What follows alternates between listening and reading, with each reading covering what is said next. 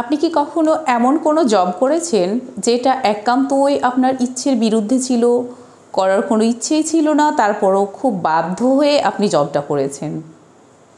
আপনি তো আরেকটা কথা খুব ভালোই শুনেছেন, ইট্টি মারলে পাটকেলটি খেতে হয়। তো শিক্ষার্থী বন্ধুরা, আজকের ক্লাসে আমরা আলোচনা করতে চলেছি কি বলো তো, ইয়েস, তোমাদের একটু দেখে বোঝাই, ইটস অ্যান এলিফ্যান্ট। ওয়াও, কি করতেছি বলো তো? আমি এটাকে শ্যুট করতেছি। দ্যাট মিনস আজকের class shooting an elephant by George Orwell. Okay, তো আমাদের রাইটার জর্জ ওয়ারওয়েলের এইটা মূলত বলা যায় যে একটা অটোবায়োগ্রাফি। হ্যাঁ, তার আত্মজীবনী থেকেই তিনি লিখেছিলেন। তো জর্জ ওয়ারওয়েলই যেহেতু নিজেই লিখেছেন, উনি ন্যারেট করছেন নিজেই নিজেকে দিয়ে। তো উনি তখন কি ছিলেন? একজন সাব ডিভিশনাল অফিসার ছিলেন। কোথাকার বলো তো? এই যে মালমেইন একটা শহর, সেটা সাউথ বার্মার। তো তোমরা জানো যে ইউরোপের এক সময় কি যে কলোনিয়ালিজম ছড়িয়ে পড়েছিল। তো তিনি কলোনিয়ালিজমদের তরফ থেকে, হোয়াইটদের পক্ষ থেকেই এসেছেন কোথায়? সাউথ বার্মাতে জাস্ট চাকরি করতে। তিনি নিজেও একজন হোয়াইট, বাট উপনিবেশিক শাসনটা তার কি হতো না, একেবারেই পছন্দ হতো না। কারণ এখানে যারা কলোনাইজার্স ছিল, তারা যারাকে কলোনাইজড করতো, তারা কিন্তু অনেক বেশি শোষিত নিষ্পেষিত হতো। এবং তাদের হয়েছিল কি, বার্মাতে যারা ছিল, এটাকে লোয়ার বার্মা বলা হয়, তারা যে তারা মেনে নিতে পারছে না কলোনিয়ালিজমটাকে, কিন্তু তারা যে প্রতিবাদ করবে এই সাহসটাও কিন্তু তারা করে উঠতে পারছে না। বাট তাদের মনে যারা হচ্ছে কলোনাইজার্স, তাদের প্রতি একটা তীব্র কি ঘৃণা রয়েছে। তো দেখা যায় এমনও হয় যে কোনো একটা হোয়াইট মহিলা যদি, বিশেষ করে তাকে একা পেয়ে গেছে তোমার বার্মার লোকজন, তো তার গায়ে অন্তত কি করে, তাকে মারতে না পারলেও তার গায়ে একটু পানের পিক ফেলে দেয়, একটু থুথু দিয়ে দেয়, এই করে একটা ডিসঅনার করা। দেখা যাচ্ছে, আমি কেন বললাম যে ইট্টি মারলে পাটকেলটি খেতে হয়, যেখানে কলোনাইজার্সরা, হোয়াইটরা তাদেরকে কি করছে, তোমার হচ্ছে শোষিত করছে, শাসন করছে। তো সে জায়গায় তারা প্রতিবাদ তো করতে পারছে না, কারণ তারা এখনও এতটা বেশি স্ট্রং না প্রতিবাদ করার জন্য। কিন্তু তারা তো মেনেও নিতে পারছে না। তখন কি করছে, সুযোগ পেলে না হলেও একটু তোমাকে ঠাট্টা করছে। এমন আমাদের রাইটার জর্জ অরওয়েল বলছে যে তিনি তো ওখানে একজন সাব ডিভিশনাল অফিসার ছিলেন, বাট যখন খেলার মাঠে থাকতেন তখন কি হতো যে তাকে হচ্ছে যে ল্যাং মেরে দিত। এমন সময় তাদের রেফারিরা উল্টো দিকে তাকিয়ে থাকতো, দেখেও না দেখে ভান যে ওরে আরও দে, এমন একটা ব্যাপার। হ্যাঁ, কিন্তু কিছু করার ছিল না। তারা চাইতো এটা থেকে বেরিয়ে আসতে, কিন্তু তারা যে একটা সাহস করে একটা মুভমেন্ট করবে, একটা আন্দোলন করবে, এমনটা সাহস তখনও তাদের ছিল না। তো শিক্ষার্থী বন্ধুরা, দেখো যে আমাদের যিনি জর্জ ওয়ারওয়েল, উনি হচ্ছে not interested for the job. উনি হোয়াইট হওয়ার পরেও তার কাছে মনে হতো যে তার বিবেকের কাছে বারবার প্রশ্ন হতো যে এটি কী হচ্ছে, আসলে এরা এত নির্যাতিত নিষ্পেষিত হচ্ছে, এবং আমি এখানে একটা কি ভূমিকা অভিনয় করছি আর কি। আমি জব করতে এসেছি, বাট আমার কোনো উপায় নেই। আমি একটা খুব অনেক বেশি শিক্ষিত মানুষ না, একটা অল্প শিক্ষিত যুবক, আমার কিছু করার নেই, জবটা আমাকে করতেই হচ্ছে, বাট আমি এটা কী করতে পারছি না, মন থেকে করতে পারছি না। এমন কিন্তু আমাদের প্র্যাকটিক্যাল লাইফেও হয়ে থাকে। তো কি হলো, অ্যাকচুয়ালি উনি একদিন ঘুমিয়ে আছেন, বাট তার কাছে একটা ফোন কল আসলো কি যে একটা এলিফ্যান্ট, একটা হাতি, হ্যাঁ এই যে দেখো একটা হাতি কি হয়েছে, ছুটে গেছে। এটা ছিল পোষা হাতি। পোষা হাতিটা তোমার ওদের প্রত্যেকেরই তো, ওর যেহেতু সে একটা প্রাণী, তাই না? তো হয়েছে কি, সে পাগল হয়ে গেছে। কেন? এটা মূলত বলা হয়েছে যে সে হচ্ছে সেক্সুয়াল অ্যাট্রাকশানের কারণে, তাদের একটা যেহেতু প্রজননের একটা টাইম থাকে, ওই সময়ে সে পাগল হয়ে গেছে, এবং তাকে শেকল দিয়ে বেঁধে রাখার পরেও তার মাহত কী করতে পারেনি, তাকে ধরে রাখতে পারেনি, সে ছুটে গেছে। তাহলে এই সময় একটা টেমিং যদি এলিফ্যান্ট হয়, তাহলে সে কী করবে তুমি বুঝতেই পারছো। সে বের হয়ে গেছে, বের হয়ে তার একদম যে ডিস্ট্রাকটিভ যে ভূমিকা, সেটা শুরু হয়ে গেছে। দেখা যাচ্ছে ওই এলাকার যে বাড়িঘরগুলো ছিল সেগুলো এমন বিল্ডিং না। তো দেখা গেছে যে সেখানে যে টিনের বাড়িঘর, সেগুলোকে সে খড়ের বাড়িঘর একদম দুমড়ে মুচড়ে একাকার করে দিয়েছে। দেখা যাচ্ছে গরু বা বিভিন্ন প্রাণীদের সে দুমড়ে মুচড়ে দিয়েছে। এমন হয়েছে যে মিউনিসিপ্যালিটির একটা গাড়ি ময়লা নিয়ে যাচ্ছিল, সে গাড়িটা ড্রাইভার কোনো রকমে পালিয়ে প্রাণে বেঁচেছে, বাট হাতি কী করেছে, গাড়িটাকে একদম দুমড়ে মুচড়ে দিয়েছে। ওইখানে যে ফলের দোকানগুলো ছিল, সেগুলো দোকানের প্রত্যেকটার কী করেছে, সে ফলগুলো নষ্ট করেছে এবং সাবার করে দিয়েছে।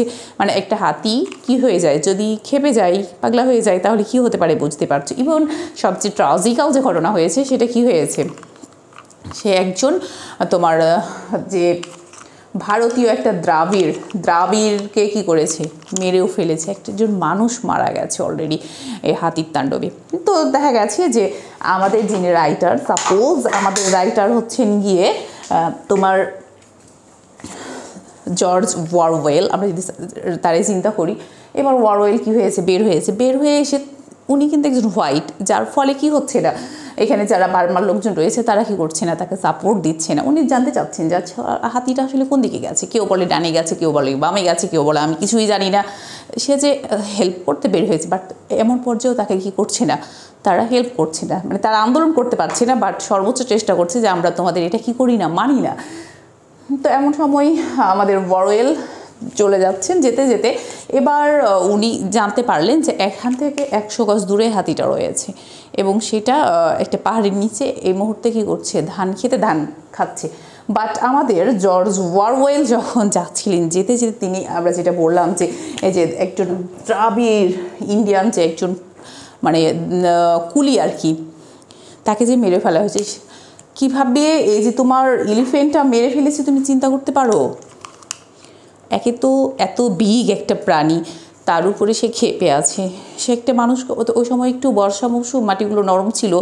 ওই কুলিটাকে মেরে দেখা গেছে যে 3 ফুট মতো সে কী হয়ে গেছে, 3 গজ মতো হয়ে গেছে, কি যে তার বডিটা নিচে চলে গেছে এবং তার দাঁতগুলো বের হয়ে গেছে, কালো মানুষের দাঁতগুলো বের হয়ে, মানে তার মৃত্যুটা যে অনেক কষ্ট, তার চোখ দেখে, দাঁত দেখে বোঝা যাচ্ছে একটা ভয়ঙ্কর আকৃতি। মানে একটা হাতি যদি তাকে দুমড়ে পিষ্টে মেরে ফেলে তাহলে কেমনভাবে মেরে ফেলবে বুঝতেই পারছো। তো দেখো আমাদের জর্জ অরওয়েলের কাছে মনে হলো যে না, এই লোকটার একটু কুলি হলে কী হলো, তার লাইফের মূল্য ছিল এবং তার এটার প্রতিশোধ নেওয়া দরকার।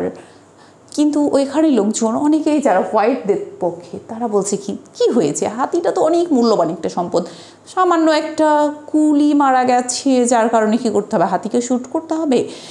তো এবার আমাদের জর্জ ওয়ারওয়েলের অ্যাকশনে আমরা যাব। তো ওয়ারওয়েল কী করেছে, যেহেতু হাতি, সে একটা হাতের রাইফেল নিয়ে আছেন, বাট উনি ভাবছেন যে আমি এমন একটা প্রাণীকে মেরে ফেলবো। হাতি কিন্তু একটা দামি প্রাণী, তাই না? এই মুহূর্তে সে কি শান্ত আছে, তো মনে হচ্ছে না, ভাবছে যে আমি তো রাইফেলটা রেখেছি যে হাতিটা যেন আমাকে অ্যাটাক করতে না পারে, মূলত আমার সেফটির জন্য। বাট তাকে দেখে আমার পেছনে প্রায় 2000-এরও বেশি জনগণ, যারা খুবই উত্তেজনার সঙ্গে ওয়েট করছে যে কখন ওয়ারওয়েল কী করবে, হাতিটাকে শ্যুট করবে। এবং তারা সবাই ধরে নিয়েছে যে জনসাধারণের পক্ষ থেকে ওয়ারওয়েল এবার কী করছে, হাতিটাকে শ্যুট করছে। একজন হোয়াইট হলেও সে কী করবে, এই মুহূর্তে একটা বিপজ্জনক মুহূর্তে জনগণের দিকে পজিশন নেবে। এখন ওয়ারওয়েল ভাবছে যে আমি যদি হাতিটাকে শ্যুট না করি তাহলে কি হবে, লোকজনের কাছে আমি একটা ফুল হয়ে যাব, তারা আমাকে নিয়ে পরে হাসাহাসি করবে, যেটাও আমি এত ঠাট্টা সহ্য করতে পারবো না। আমাকে নিয়ে তারা কি করবে, হাসাহাসি করবে, তাহলে আমি যে একজন অফিসার দায়িত্বই পালন করতে পারলাম না। আবার ভাবছি যে হাতির যিনি মালিক, তিনি তো এখনও ফিরে আসেন নাই, কারণ তিনি প্রায় 12 ঘন্টা উল্টো পথে হাতিটাকে খুঁজেছেন এবং খুঁজে পাননি। তো ওনার পারমিশন ছাড়া কেমন হাতিটাকে কিল করি, দেখা গেছে মরা হাতিরও দাম আছে আমরা জানি, বাট নর্মালি যদি হাতিটার কি হয় 100 পাউন্ড দাম হয়, তাহলে তার মারা যাওয়ার পরে কী হবে, তার দাঁত বা মূল্যবান জিনিসগুলো হয়তো 5 পাউন্ড দাম হবে, মানে দামটা কমে যাবে না। তো সে এটাও চিন্তা করছে, বাট ও আবারও চিন্তা করছে যে কি একজন মানুষ মারা গেছে এবং অনেক ক্ষয়ক্ষতি হয়েছে, আরও তো হতেও পারে। আবার দেখা গেছে এই মুহূর্তে হাতিটা কী রয়েছে, শান্ত রয়েছে, ঠিক ঘাস খাচ্ছে, তোমার ঘাসগুলোকে তার সুর দিয়ে তুলে পায়ের এখানে একটু মানে ঝেড়ে নিচ্ছে, দিয়ে খাচ্ছে, মানে যেটা নর্মাল সিচুয়েশান থাকে। এবার যে গ্যাদারিং করেছে পিপুলরা, তারা তো ওয়েট করছেই। লাস্ট পর্যন্ত জর্জ অরওয়েল চিন্তা করলেন যে এই মুহূর্তে কী কর, আমার এই হাতিটাকে শ্যুট করা ছাড়া আর কোনো উপায়ই নাই। তখন তিনি বাধ্য হয়ে কী করলেন, হাতিটাকে শ্যুট করলেন। দেখা গেছে যে একটা গুলি করার পর কী হলো, হাতিটা ঠিক অবিচল একই পজিশানে থাকলো, কোনো নড়া নাই, চড়া নাই, কিচ্ছু নাই, কিন্তু সে কী হয়েছে, আহত হয়েছে। এভাবে তাকে বেশ কয়েকটা গুলি করার পরে দেখা গেছে যে হাতিটা লুটিয়ে পড়লো, ছটপট করছে, বাট এখনও মারা যায়নি। আমাদের অরওয়েল তখন সেই জায়গা থেকে চলে গেলেন যে এরকম একটা প্রাণী তার মারা যেতেও তো একটা সময়ের ব্যাপার আছে, তাই না? মানে সে পারছে না, একটা যেমন মোরগ খুব কী করে, ছটপট করে, লাফালাফি করে তাকে জবাই করার পরে, বাট হাতিটা তো অনেক বড় বডি, সে তো আর এত নড়াচড়াও করতে পারছে না, মানে তার যে পেইন, তার কষ্টটাও অনেক বেশি হচ্ছে, বাট তার এখনও কেউ হচ্ছে না, সে মানে ডেড বডিতেও পরিণত হচ্ছে না। তো পরে জর্জ অরওয়েল যাই হোক শুনতে পেলেন কি, যে হাতিটা প্রায় 5 ঘন্টা মতো এইভাবে স্ট্রাগল করার পরে মারা গেছেন। হ্যাঁ, তো এই তো হচ্ছে যে হাতিকে শ্যুট করা। তো শিক্ষার্থী বন্ধুরা, এইভাবে অ্যাকচুয়ালি জর্জ অরওয়েল তার অটোবায়োগ্রাফিক্যাল রাইটিংটা শেষ করেন। চলো আমরা থিমগুলো দেখে নিই। তো থিমের মধ্যে রয়েছে ইম্পেরিয়ালিজম অ্যান্ড কলোনিয়ালিজম। তোমরা বুঝতেই পারছো যে উনি এটা হচ্ছে মূলত এই মানে কলোনিয়ালিজমের টাইমে উনি যেহেতু দায়িত্ব পালন করছিলেন বার্মাতে একজন হোয়াইট হিসেবে, সেটাকে কেন্দ্র করে লেখা, এবং বিশেষ করে কলোনাইজারদের দ্বারা যারা কলোনাইজড হতো তাদের মধ্যে কতটা ব্যবধান ছিল, কতটা টর্চারিং তাদের সহ্য করতে হতো, সে ব্যাপারগুলো ফুটিয়ে তোলা হয়েছে। রয়েছে পাওয়ার অ্যান্ড অথরিটি, বিশেষ করে যারা কলোনাইজার তাদের কী পরিমাণ পাওয়ার, দেখো তাদের পাওয়ারের কারণে এতগুলো মানুষ একত্রিত হওয়ার সুযোগ পাচ্ছে না। তারা মনে মনে চাচ্ছে যে আমরা এই ইম্পেরিয়ালিজমটা চাই না, বাট তারা একত্রিত হতে পারছে না। এবার দেখো এথিক্স অ্যান্ড মোরালিটি। আমাদের অরওয়েল জব করছেন যেখানে, এটা তার এথিক্সের সাথে তার মোরালিটির কী হচ্ছে না, ম্যাচ করছে না। তিনি চাচ্ছেন না, তিনি একজন হোয়াইট, বাট তিনি তারপরেও চাচ্ছেন না যে কী হোক, এইভাবে মানুষজন নির্যাতিত নিষ্পেষিত হোক। এবং কালচারাল যে ক্লাস, তোমার সাংস্কৃতিক যে বৈষম্য দ্বন্দ্ব, সেটাও কিন্তু শুটিং অ্যান্ড এলিফ্যান্টে স্পষ্ট ফুটে উঠেছে। কারণ তোমার দেখো যে বার্মাদের মধ্যে ওরা অন্তত চেষ্টা করেছে যে হোয়াইটদের, কলোনাইজারদের মানে তোমার অ্যাভয়েড করার জন্য, না হলেও তাদেরকে একটু পানির পিক ফেলে, একটু থুতু ফেলেও মানে প্রোটেস্ট করার। ইভেন যারা ওখানে ভিক্ষুর ছিল আর কি, তারা কী করতো, বিভিন্ন গান, তোমার হচ্ছে কোরাস, এগুলোর মাধ্যমে তাদের ট্রিট করতো, মানে অবজ্ঞা করে কথা বলতো, টন্টিং টোন যেটাকে আমরা বলি।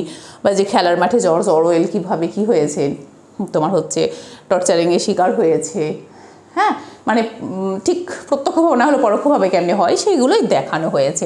তো শিক্ষার্থী বন্ধুরা, আশা করি তোমরা বুঝতে পেরেছো। কি বলো তো, আবারও তোমাদের দেখাই দিই শুটিং অ্যান্ড এলিফ্যান্ট।